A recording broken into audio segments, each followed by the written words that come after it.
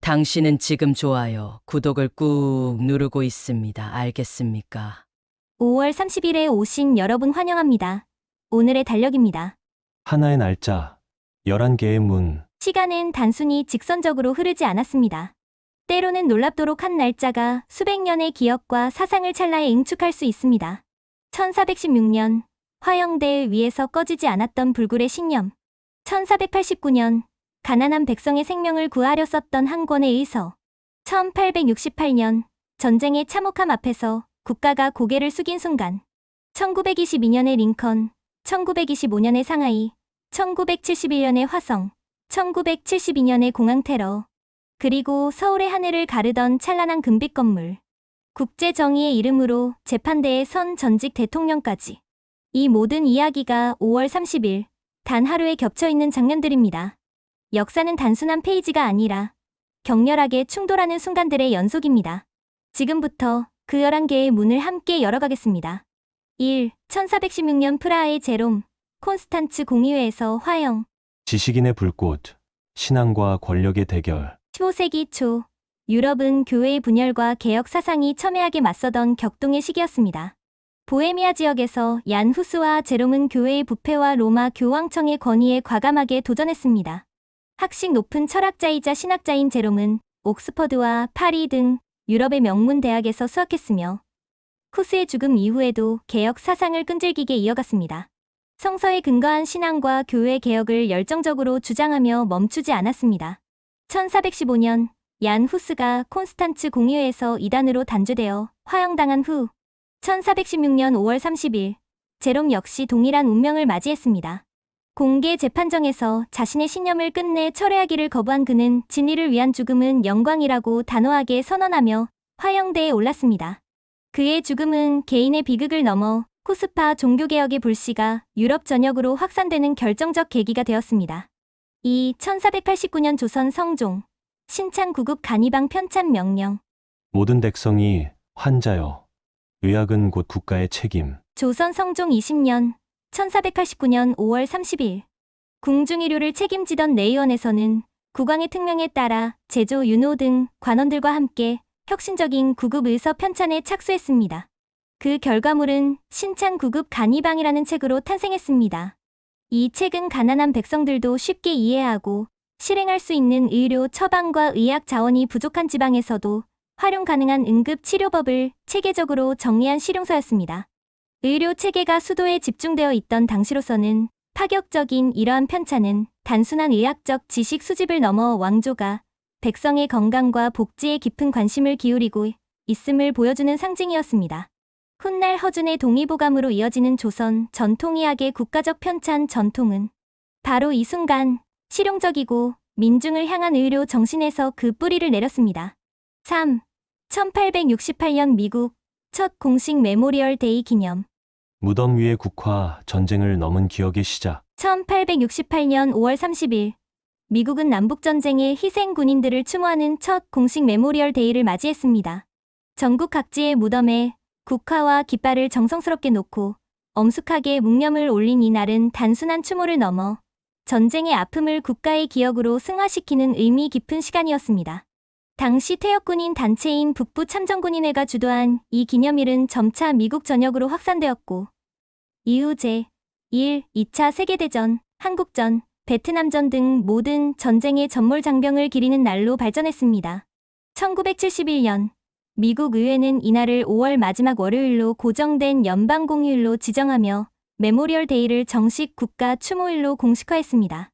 이 날은 단순히 전쟁의 희생을 애도하는 것이 아니라 국가가 무엇을 잃고 지켜냈는지를 되새기는 민주주의와 희생의 상징적인 의식이었습니다.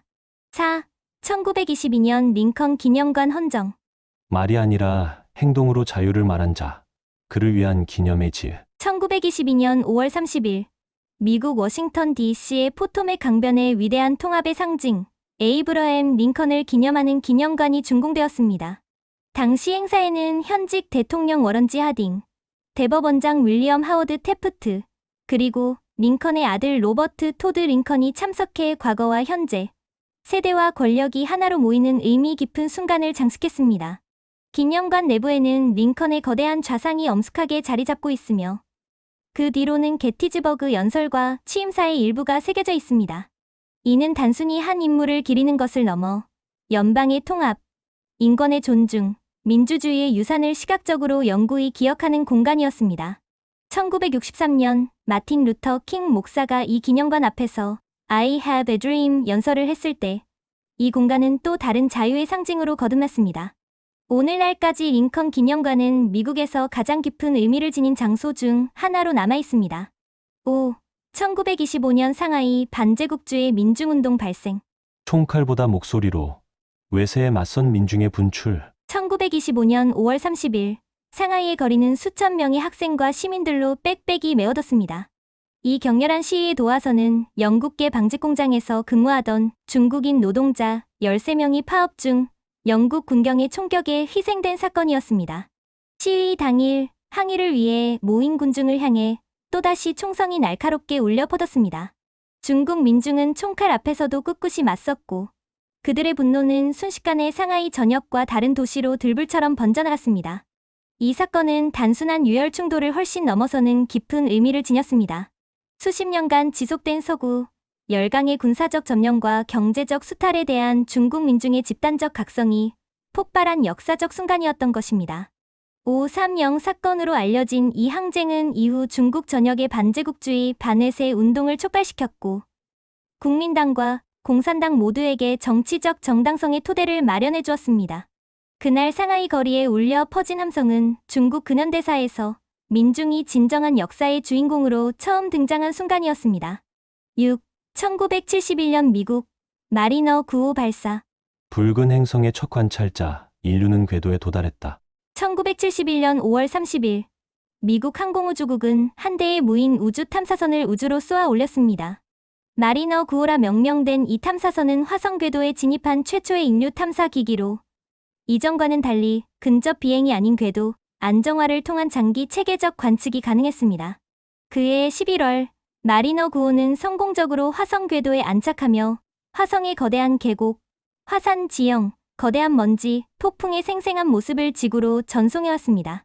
특히 이후 화성의 고대 물 흔적에 대한 탐색이 본격화되면서 인류의 제2의 행성, 개척에 대한 꿈은 공상과학의 영역에서 과학적 탐사의 현실로 점차 다가갔습니다.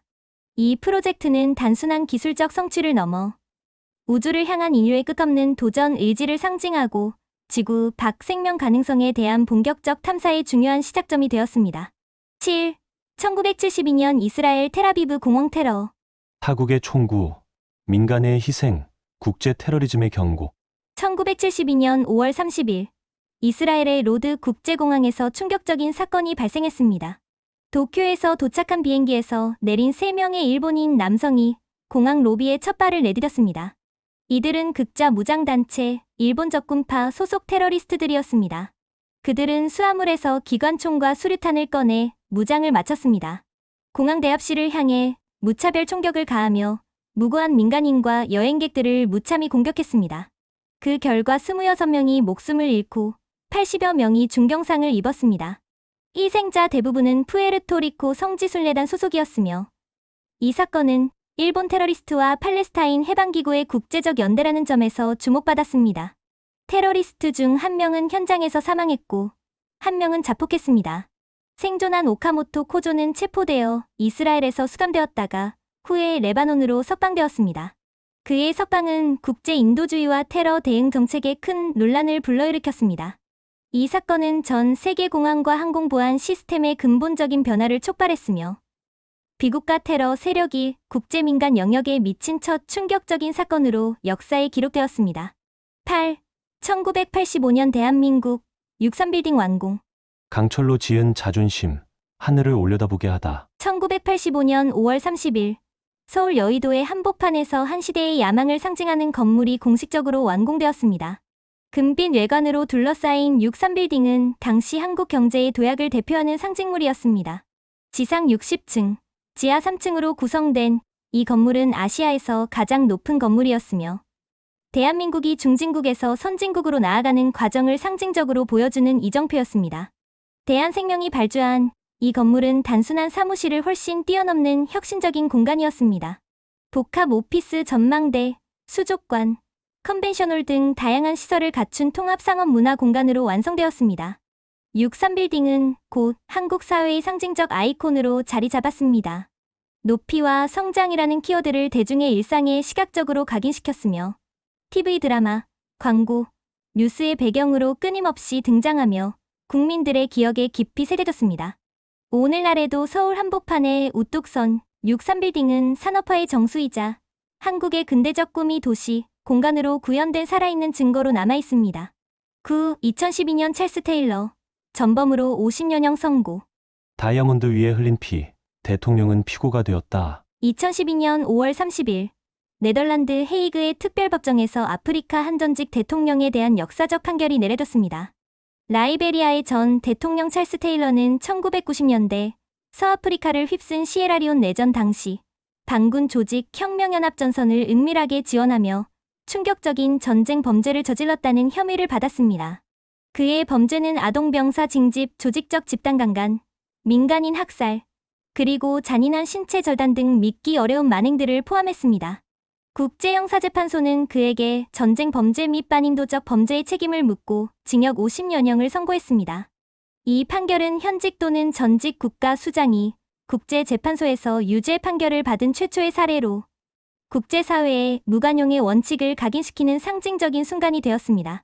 한때 국가의 최고 권력자였던 그가 이제는 국제정의의 이름으로 수감되면서 세계는 어떤 권력도 법의 심판을 피할 수 없다는 분명한 메시지를 받아들였습니다.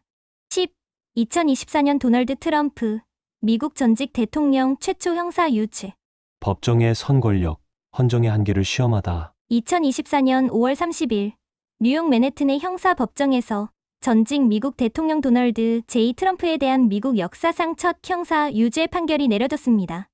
이번 사건의 핵심은 2016년 대선을 앞두고 발생한 포르노 배우와의 스캔들을 은폐하기 위한 비밀 자금 지급과 회계 조작이었습니다.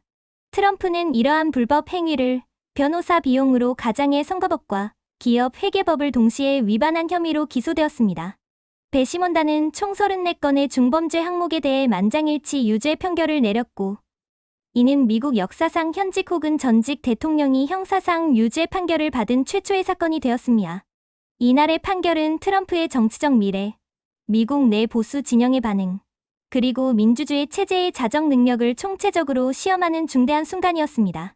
결국 이 판결은 단순한 개인의 유죄 선고를 넘어 법 앞에 모든 이가 평등한 미국 헌정 질서의 가장 도발적이고 논쟁적인 실험으로 기록될 것입니다. 나라가 흔들릴 때 어떤 이는 말을 하고 어떤 이는 칼을 들었습니다. 그러나 한 사람은 붓을 택했습니다. 무너진 질서 위에 글을 써내려가며 흔들리는 조선의 정체성을 문장으로 붙들었습니다. 그는 비록 정승이나 장군은 아니었지만 그의 글 한 줄은 왕의 칙령보다 더욱 강력했고 그의 시 한 편은 조정의 논의보다 더욱 깊이 있었습니다. 그의 이름은 최립, 침묵 속에서 조선을 지탱한 글의 수호자였습니다. 1539년 조선 중기, 중종 34년 5월 3일 개성에서 한 아이가 태어났습니다. 그는 명문 가문 출신도 화려한 혈통의 소유자도 아니었습니다. 하지만 그가 남긴 글은 왕조의 외교를 지탱했고 그의 사상은 무너져가던 문학의 전통을 다시 세웠습니다. 그의 이름은 최립, 자는 입지, 호는 간이 동고. 어린 시절부터 이미 뛰어난 글쓰기 재능을 보였고 율곡 이이의 문화에서 학문을 갈고 닦으며 조선 성리학의 정통 안에서 언어와 예술, 역사와 도를 아우르며 성장했습니다. 그는 평범한 유생이 아니었습니다. 시를 창작하는 학자였고 외교문서를 집필하는 문인이었으며 무너져가는 사회 질서 속에서 붓으로 나라를 지키는 지식인이었습니다. 1561년 명종 16년 23살의 나이로 문과에 장원급제했습니다. 그 순간부터 그의 붓은 궁정의 기록을 섬세하게 써내려갔고 그의 문장은 왕의 이름 아래 조선의 입장을 세계에 전하기 시작했습니다. 그는 정치의 중심부에 서기보다는 언제나 조용히 뒤에서 왕조의 풍격을 수호했습니다. 임진왜란이 발발했을 때 조선은 붕괴의 위기에 처했고 사대와 자주, 현실과 이상이 뒤엉킨 혼돈의 시대가 찾아왔습니다. 그때 그가 선택한 무기는 칼이나 병력이 아닌 문서였습니다. 명나라에 보낼 외교 서한, 조선의 자존심을 지키면서도 도움을 간절히 요청해야 하는 그 복잡한 상황 앞에서 최립은 붓을 들어 올렸습니다. 그의 문장은 명나라 조정의 마음을 울렸고 그의 글을 읽은 중국 관료들은 조선에는 여전히 인재가 있다고 감탄했습니다. 그는 진정한 예술가였습니다. 간이집, 십박은 채시, 한사열전초 등에는 그의 글이 고문의 세련된 형식미와 유학자의 깊은 정신, 그리고 시대에 대한 날카로운 통찰을 담고 있었습니다. 그는 아름다움을 위해 글을 쓰지 않았고 오히려 진실을 증명하기 위해 글을 썼습니다. 그의 시는 운율보다는 논리를 중시했고 그의 문장은 형식보다 의미에 더 가치를 두었습니다. 그러나 그는 권력의 정상에 오르기를 열망하지 않았습니다. 영의정도, 군왕의 측근도 아니었습니다. 그는 자신을 단순히 소박한 선비, 세상을 밝히되 드러나지 않는 사람으로 여겼습니다. 그의 이러한 겸손함은 결국 그를 조선 중기 문인의 중심으로 자리 잡게 한 가장 큰 원동력이 되었습니다. 1612년, 광해군 4년, 최립은 조용히 생을 마감했습니다. 그는 혁명을 일으키지도 전쟁터를 누비지도 않았습니다. 하지만 왕이 바뀌고 조정이 흔들리는 시기에도 그가 쓴 한 줄의 외교문서와 시문은 나라를 지탱하는 중요한 버팀목이 되었습니다. 그는 조선이 위기에 처했을 때 말이 아닌 문장으로 나라의 존엄성을 지켜냈습니다. 그의 삶은 크게 흔들리지 않았지만 그가 남긴 글은 위기의 나라를 지탱했습니다. 최립, 그는 붓으로 왕조를 붙들었던 침묵의 국력이었습니다. 그는 권력을 탐하지 않았고 오직 정직하고 진실된 문장을 남기고자 했습니다. 그러나 그의 문장은 전란의 조선이 결국 무너지지 않도록 지탱하는 힘이 되었고 왕조가 흔들리는 와중에도 세상은 조선에는 아직 지성이 살아있다는 믿음을 포기하지 않았습니다. 그는 화려하지 않았고 정치가도 영웅도 아니었습니다.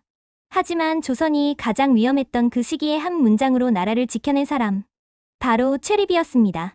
역사는 과거의 기록을 넘어 미래의 문을 활짝 열어젖힌다. 어떤 이들은 신앙의 불꽃에 뜨겁게 타오르고 다른 이들은 정의를 외치며 단호하게 단두대를 오르내렸으며 또 다른 이들은 도시를 세우며 희망의 횃불을 높이 들어올렸습니다. 한쪽에서는 탐사선이 화성의 붉은 구름을 과감하게 가르고 다른 한편에서는 정치적 권력이 법의 엄정한 심판대 위에 섰습니다. 역사는 결코 죽은 화석이 아닙니다. 해마다 반복되는 이 순간들 속에서 우리는 인간이 무엇을 후대에 남기고 어디로 나아가는지를 깨닫습니다. 5월 30일. 그 오늘은 결코 평범하지 않았습니다.